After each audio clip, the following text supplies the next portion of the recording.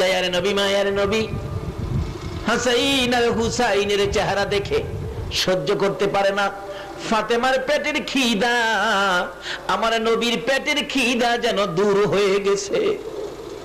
হাঁটতে হাঁটতে যাইতে যাইতে যাইতে যাইতে যাইতে যাইতে একজন ইহুদি খেজুরের বাগানের মালিক, ইহুদি বাগানের মালিকের কাছে যাইয়া বলতেছেন, বাবারে তোমার খেজুর বাগানে কাজের লোক দরকার আছে কিনা?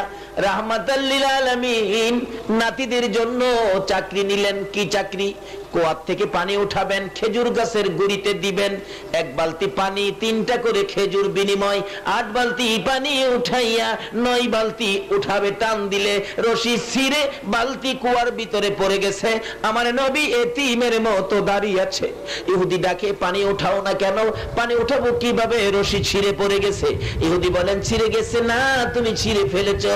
আমার নবী বলেন, ইহুদি রে আমি ছিঁড়ি নাই, ছিঁড়ে পড়ে গেছে। ইহুদি রাগ হইয়া আমার নবীর সামনে দাঁড়াইয়া কথা কাটাকাটি করে বারবার বলে, নবী নাকি ছিঁড়ে ফেলেছে। আমার নবী বলেন, ইহুদি রাগ হইস না রে, আমি ছিঁড়ি নাই। ইহুদি রে আমি ছিঁড়ি নাই রে, আমার 8 বালতি পানির বিনিময়ে 24টা খেজুর দে, আমি আর সহ্য করতে পারি না। 3 দিন পর্যন্ত না খাইয়া রে তোর বাগানে চাকরি নিয়েছি, কথা বাড়াইস না, আমার 8 বালতি পানির বিনিময়ে 24টা খেজুর দে।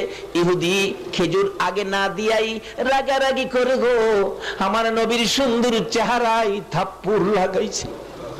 আমার নবী চিৎকার মারছে, ইহুদি 3 দিন পর্যন্ত না খাইয়া আমার গালের গোশত শুকাইয়া গেছে, এই শুকালে থাপ্পড় দিছস, তোর হাতের মধ্যে ব্যথা পাইছস নি?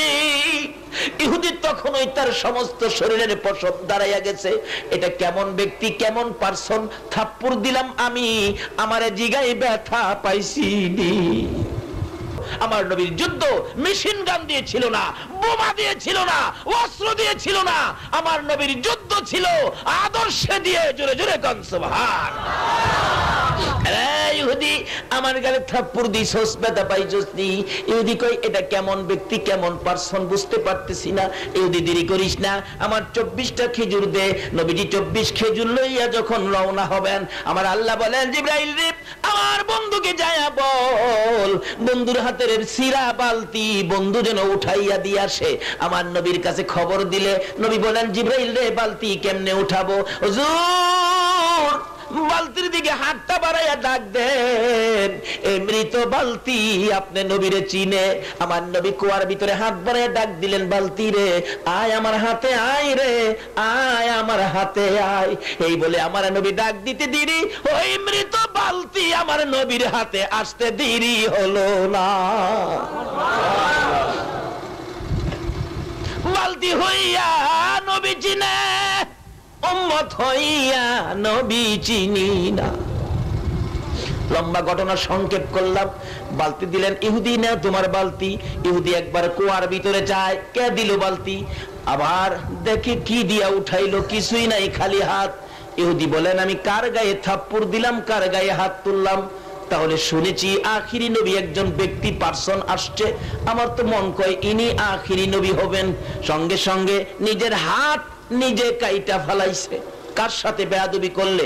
আমার নবী চলে যায়, হাসাইনকে এক পাশে, হুসাইনকে আরেক পাশে বসাইয়া আমার নবী খেজুর খাওয়াইতেছে। ইহুদি নিজের হাত নিজে কাইটা বেহুশ হয়ে পড়ে আছে। ব্যবসায়ীরা যাচ্ছে পথ দিয়ে, হাত কাটা মাথা, হাত কাটা পড়ে আছে, জ্ঞান হারা মাথায় পানি দিলে জ্ঞান ফিরলে। জিজ্ঞেস করলেন, হাত কাটা কেন? তোমরা কারা গো? আমার আখিরি নবীর দরবারে লইয়া যাও। আমার নবীর সামনে হাজির হয়ে গেলে নবী জিগায়, কিরে বাবা তোমার হাত কাটা কেন? হুজুর নবীর সাথে বেয়াদবি করেছে, যে হাত আমি কেটে ফেলেছি। হুজুর বলুন না আমার বেয়াদবির ক্ষমা পাবনি? আমার নবী বলেন, পাবি, একবার কালিমাটা পাঠ করো। ইহুদি বলেন, ক্ষমার সুযোগ যখন পাইছি হাতটা জোড়া লাগায় লই। হুজুর কালিমা পড়বো, আমার হাতটা জোড়া লাগায় দিতে পারলে। আচ্ছা বলুন, আমার নবী কাটা হাত জোড়া লাগাইবার ক্ষমতা আসেনি? ইহুদি বলেন, আমার হাত যদি জোড়া লাগাইতে পারেন আমি কালিমা পড়বো। আমার নবী বলেন, আসো আসো পাশে। কাটা হাত হাতের জায়গায় লাগাইয়া নবী একটা মালিশ দিলেন বিসমিল্লাহির রহমানির রহিম। লাগছেনি কর টানে, আগের চেয়ে আরো শক্ত।